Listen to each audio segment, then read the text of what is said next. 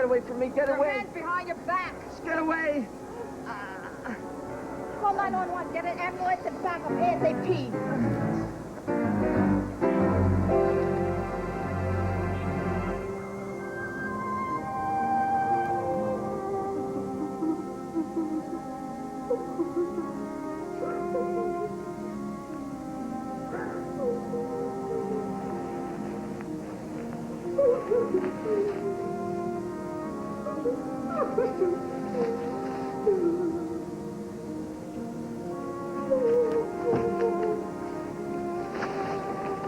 Did you hear that?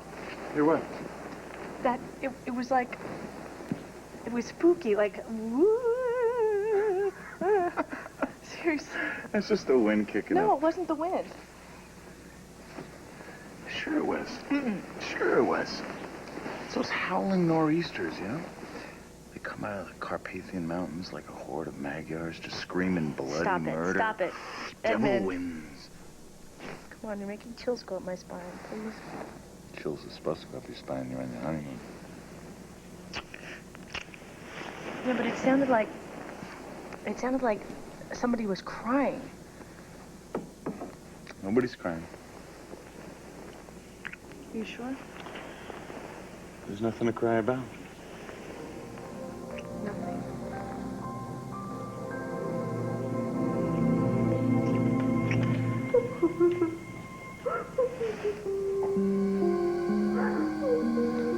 Some wind, eh?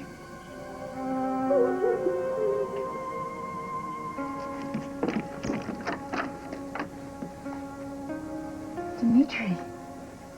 Yeah, I was driving by. I saw the lights and thought that you still might be up. So I decided not to wait until morning to tell you. Well, it certainly must be very important. Please come in. Thank you. I heard what was going on between you and Kendall about the perjury charge. And I just wanted you to know that I agree with what you did completely.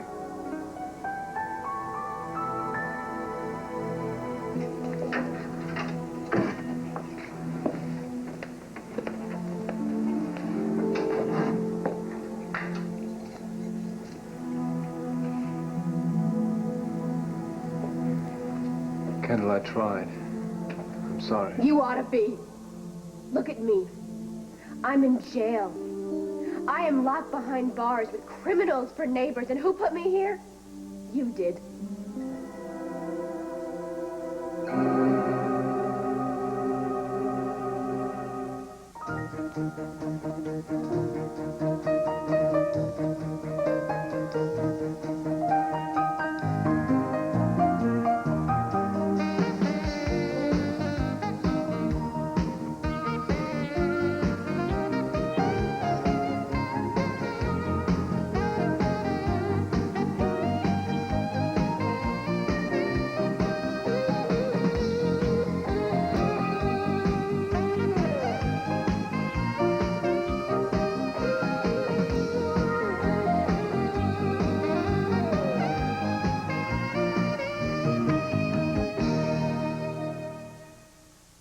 All My Children, brought to you by Tonka. For even the littlest truckers, Tonka means tough. See? That noise, whatever it was, stopped. Okay, the only people in the castle are you, me, Corvina, and the staff. So if anybody was in trouble, we would know, right? Right. Wrong, because that wasn't the wind, Edmund. That was human. Was it? Is this place haunted? Stop it. I'm serious. Are there ghosts here? Stop. Well, there's just one. There's an old crone by the name of Helga with a wart on her nose. She loves to scare brides. Stop. I'm not listening to you. This is no. that. Blah, blah, blah, blah, blah. I'm not listening.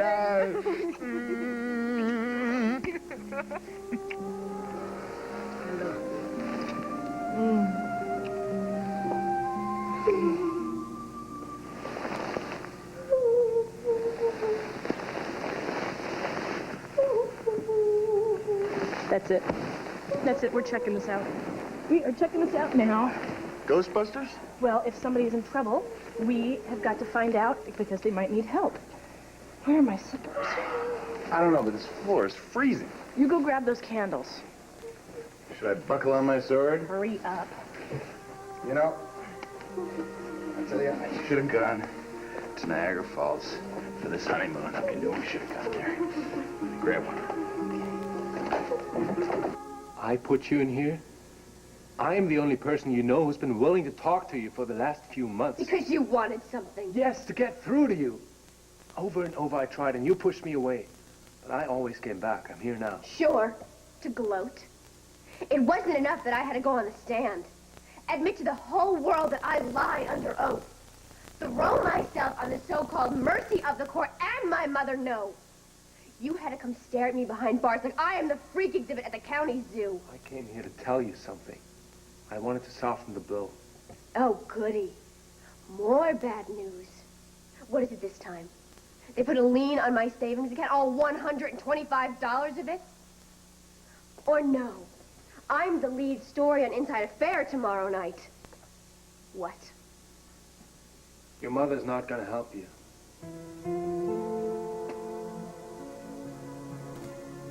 But you're not alone, Kendall. I will help you some way, somehow. I'm alone, huh? Well, news flash.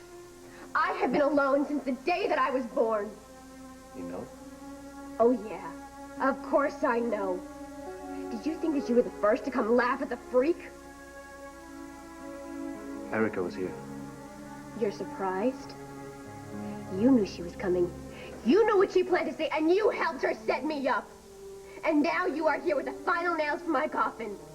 You hate me almost as much as she does, and don't you pretend that it's not true. I also came here to tell you I'm trying to raise your bail. But maybe Dimitri's right, Kendall.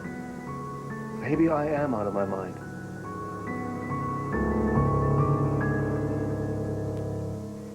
I didn't pull any punches. I told Kendall exactly what I thought of her, and I left. But Dimitri, something has just been gnawing at me all night. You know, every up and down, every twist and turn of my relationship with Kendall has been colored by the fact that I could never find it in me to have any love or compassion for her the way a mother is supposed to feel for her child. Erica, you are a good mother. Oh, to Bianca, yes. But I've never been a mother to Kendall. I couldn't be. I mean, every time I looked at her face, really looked at it, I saw the face of the man who raped me. I still see him there. I know. And on top of it, you know, she has turned out exactly like him. She has inherited all his bad qualities, none of my good qualities. And the trouble is that in spite of all of that, the fact remains that Kendall is my daughter, that she's mine, that she came from me, and no amount of denial is just going to alter that biological fact. Yeah, but that fact shouldn't rule your life. Well, she fell to her knees tonight in the cell, and she was begging my forgiveness. Only, of course, she wasn't begging my forgiveness. She was begging that I get her out of jail fast. She was play acting. But I looked at her face, you know, I looked at it very carefully, and she was saying that she was as sorry as she could possibly be, but she was only sorry for herself. And I told her that she should grow up. Well, good for you. I told her that I couldn't forgive her, and I turned on her, and I left. I walked out. And that's how it was, and the only thing is that now, somehow, I just feel that... What, that you're a terrible person? Erica, look at me. No one, not Mona, Bianca, or me, or anyone who knows you expects you to do anything more for Kendall than you already have. You are not a terrible person. I mean, Kendall did everything she could to destroy your life. That is true. And I know I did what I had to do. And no one thinks less of you for it. Well, plenty of people couldn't think less of me than they already do. Yeah, well, those people don't matter. What does matter, Dimitri? The only people who matter, the only people whose opinions matter are those that you love and respect, right?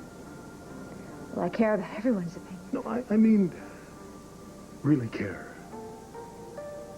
And even then, it's your own opinion that counts most of all. I know you're right. I know. It's just that I didn't know how much it was going to cost me to cut Kendall loose, and now I have, and it's over, and it's done, and it's just that I'm shakier, you know, than I've ever been. That's why I'm so glad you're here.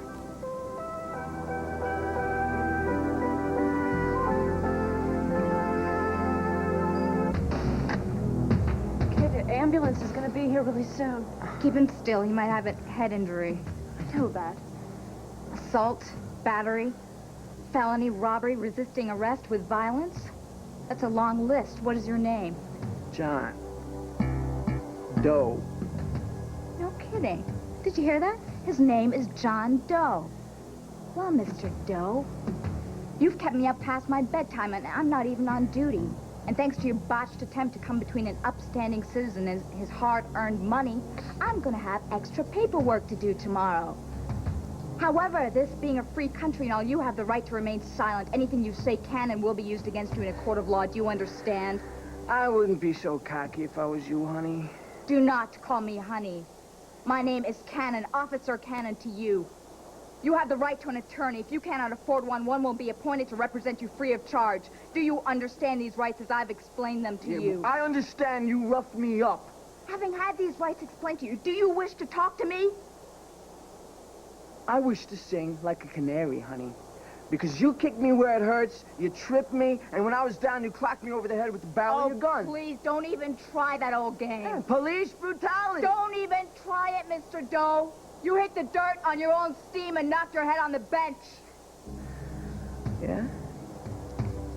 Prove it, honey.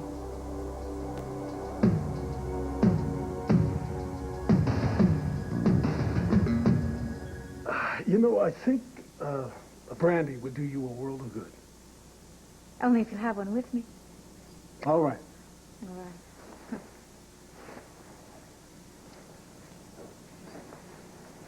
I'm so glad you understand. And that you took the time to come over here and tell me. I mean, in spite of all the horrible things that have gone on between us. Well, I'm grateful. I hope you know that. Well, I'm not the only one who understands what happened between you and Kendall. Not a pretty picture. No. No, not at all.